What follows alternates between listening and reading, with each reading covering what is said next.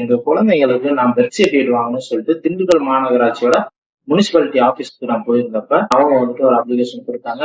அந்த அப்ளிகேஷனை வாங்கி பார்த்தப்ப அந்த அப்ளிகேஷன்ல அந்த பெர்த் சர்டிஃபிகேட்டுக்குரிய ஃபார்முக்குரிய விலை பிரிண்ட் ஆயிருச்சு. அது வந்துட்டு ரூ. 10 பிரிண்ட் ஆயிருச்சு. ஆனா அந்த கவுண்டர்ல உள்ள ஸ்டாஃப் வந்துட்டு என்கிட்ட வாங்கின பணம் வந்துட்டு ரூ. 12. ஃபார்ம் எல்லாத்தையும் ஃபில் பண்ணிட்டு அதை எடுத்துட்டு வந்தேன். அதுல வந்துட்டு ஓரத்துல வந்துட்டு ஒரு ரூ. 2 ஸ்டாம்ப் ஓட்டணும் அப்படின்னு வந்துட்டு கொடுத்துருந்துச்சு அந்த ஃபார்ம்லயே.